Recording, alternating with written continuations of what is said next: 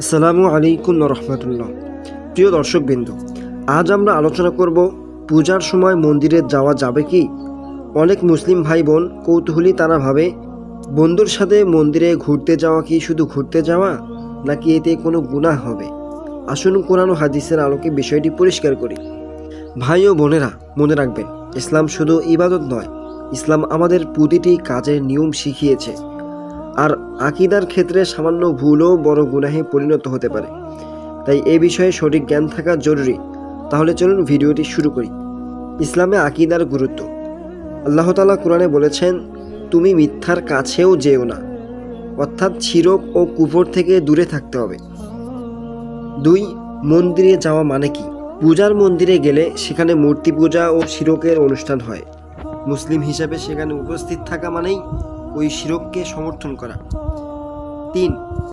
রাসূল সাল্লাল্লাহু আলাইহি ওয়াসাল্লামের নির্দেশনা। হাদিসে এসেছে, রাসূল সাল্লাল্লাহু আলাইহি ওয়াসাল্লাম বলেছেন, যে ব্যক্তি কোনো কওমের সাথে সাদৃশ্য রাখে সে তাদের অন্তর্ভুক্ত। আবু দাউদ। অর্থাৎ মূর্তি পূজকদের সাথে একত্র হওয়া মুসলিমদের জন্য কঠোরভাবে নিষিদ্ধ। 4. উলামাদের মতামত। সমস্ত বড় বড় আলেমরা বলেছেন, মুসলিমদের জন্য কোনো মন্দির বা শিরক ভিত্তিক অনুষ্ঠান অংশ নেওয়া হারাম। এমনকি শুধু দেখা বা দর্শনীয় জায়গা হিসেবে গেলেও সেটা গুনাহ। 5.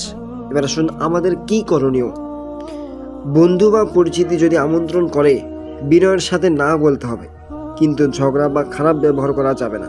ইসলাম সবসময় ন্যায় নীতি ও সুন্দর ব্যবহার শিখিয়েছে। প্রিয় দর্শকবৃন্দ, মনে রাখবেন, মুসলিমের ঈমান সবচেয়ে বড় সম্পদ। পূজার মন্দিরে যাওয়া মানে ঈমানকে ঝুঁকির মধ্যে ফেলা। তাই এ ধরনের জায়গা থেকে দূরে থাকাই আমাদের জন্য নিরাপদ। আল্লাহ আমাদের সবাইকে শিরক থেকে দূরে রাখুন। ভিডিওটি ভালো লাগলে লাইক দিন, শেয়ার করুন, আর আমাদের চ্যানেলটি সাবস্ক্রাইব করতে ভুলবেন না। দেখা হবে পরবর্তী কোনো ভিডিওতে। সেই পর্যন্ত ভালো থাকবেন, সুস্থ থাকবেন। আল্লাহ হাফেজ।